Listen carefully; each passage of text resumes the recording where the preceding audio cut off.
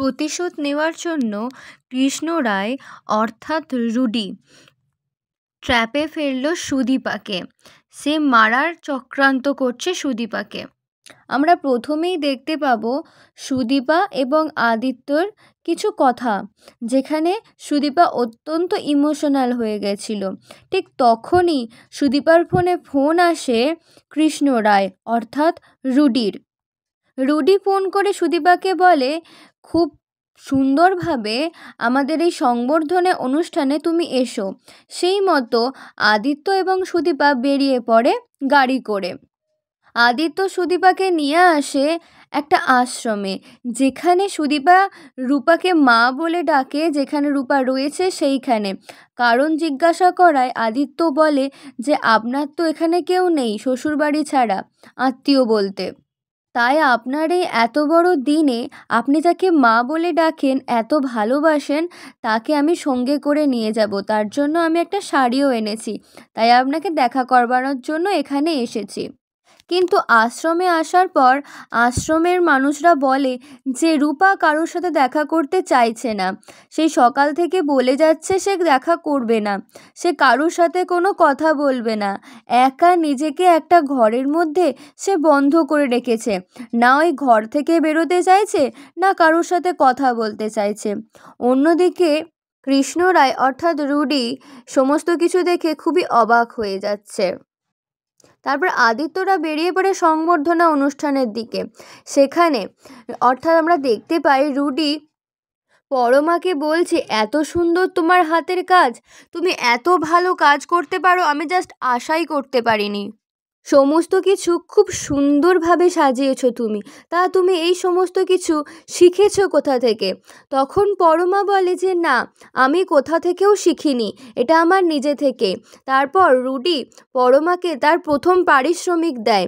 এটা পেয়ে পরমা অত্যন্ত খুশি হয়। তারপরে আদিত্যদের বাড়ির সকলেই পৌঁছে যায় ওই সংবর্ধনা অনুষ্ঠানের ওখানে এসে সবাই অত্যন্ত খুশি হয় এই সমস্ত কিছু আয়োজন দেখে। আর সব যে হাতে নিজে করে করেছে পরমা, এটা দেখে সবাই অবাক হয়ে যায়। সবাই পরমার হাতের কাজের প্রচণ্ড প্রশংসা করে। তারা সকলেই বলে, আমরা কোনোভাবেই ভাবতে পারিনি যে তুমি এত সুন্দর কাজ করতে পারো, তোমার হাতের কাজ এত ভালো, আমি সত্যিই বুঝতে পারিনি। তখন বাড়ির অন্যান্য লোকেরা বলে যে হ্যাঁ, অত্যন্ত সুন্দর হয়েছে সমস্ত কিছু, এত ভালো আমি সত্যিই ভাবিনি। ঠিক তখনই অভ্র হঠাৎই বলে ওঠে যে হ্যাঁ, খুবই সুন্দর হয়েছে, আমিও সত্যি আশা করিনি যে তোমার হাতের কাজ এত ভালো। এটা শুনে প্রত্যেকেই অনেক আনন্দিত হয়, বিশেষ করে পরমা। তারপর হঠাৎই একজন এসে সুদীপাকে বলে যে আপনাকে গ্রিন রুমে ডাকছেন। তারপর এসে গ্রিন রুমে এসে দেখে গ্রিন রুমে কেউ নেই। হঠাৎ সে দেখতে পায় রিতম স্যারকে। রিতম স্যার দাঁড়িয়ে রয়েছে। রিতম স্যার বলছে যে তোমার জন্য আমি একটা উপহার এনেছি, এই উপহারটা তুমি প্লিজ গ্রহণ করো। তারপরে সঙ্গে সঙ্গেই চলে আসে রুডি অর্থাৎ কৃষ্ণ রায়। তিনি এসে বলেন যে এখানে একটা শাড়ি রয়েছে, তুমি এক্ষুনি এটা বদলে ফেলো সঙ্গে সঙ্গে, তাহলে আমাদের সকলেরই খুব ভালো লাগবে। তারপরেই বলে ওঠে, তোমার চোখে যেন কিছু একটা পড়েছে, ভালো করে দেখো, কিছু একটা পড়েছে তোমার চোখে। অন্যদিকে সুদীপার ফোনে অত্যন্ত বেশি নোটিফিকেশান আসার কারণে আদিত্য ভাবে যে ওনার ফোনে সবসময় নোটিফিকেশান আসছে, তো ওনাকে ফোনটা আমার দিয়ে আসা উচিত, এই ভেবে চারিদিকে তাকাতে শুরু করে। তারপর সে একটু এগিয়ে গ্রিন রুমের কাছে এসে দাঁড়ায়। সে ভাবে যে গ্রিন রুমে ঢুকবে নাকি ঢুকবে না। সে মনে মনে অনেক কিছুই ভাবনা চিন্তা করতে থাকে। সে অত্যন্ত বেশি পজিটিভ হয়ে গেছে। তারপর এই সমস্ত কিছু দেখে পরমাও যায় ওদেরকে খুঁজবার জন্য। তার পিছনে পিছনে অভ্রও যাওয়ার চিন্তাভাবনা করে। অন্যদিকে চোখে কিছু পড়ার নাম করে কাছাকাছি চলে আসে রনিত স্যার। তারপর অভ্রকে পরমা বলে, সবাই যখন খুঁজতে গেছে, যাও পরমাকে এক্ষুনি সুদীপাকে ডেকে নিয়ে আসতে বলো, তুমিও যাও ওর সাথে। তারপরে গ্রিন রুম থেকে বেরিয়ে আসে সুদীপা বেরিয়ে এসে দেখে তার স্বামী আদিত্য ওখানে ওনার জন্য অপেক্ষা করছে। তিনি এসে জিজ্ঞাসা করে যে আদিত্যকে যে আপনি এখানে কি করছেন। কই বলেননি তো। তখন আদিত্য কিছুই বলে না। আদিত্য বলে যে না, আমি আপনার ফোনটা দিতে এসেছি শুধু। এই বলে সে সুদীপার দিকে এক দৃষ্টিতে তাকিয়ে থাকে।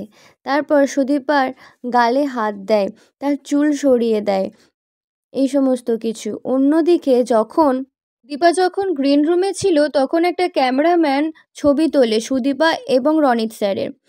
অন্যদিকে সুদীপা এবং আদিত্য খুব কাছাকাছি চলে আসে, আর ঠিক সেই সময়ই পেছন থেকে দেখে ফেলে পরমা।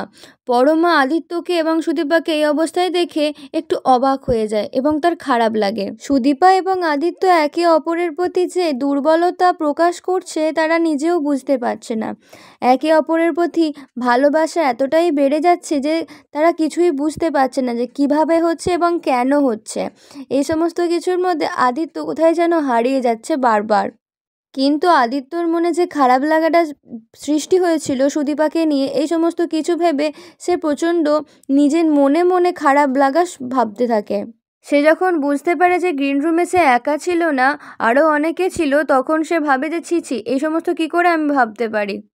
তারপর অনুষ্ঠানের ওইখানে সবাই বলে যে এক্ষুনি সুদীপাকে মঞ্চে নিয়ে আসা হোক, এক্ষুনি তাকে সংবর্ধনা দেওয়া হবে।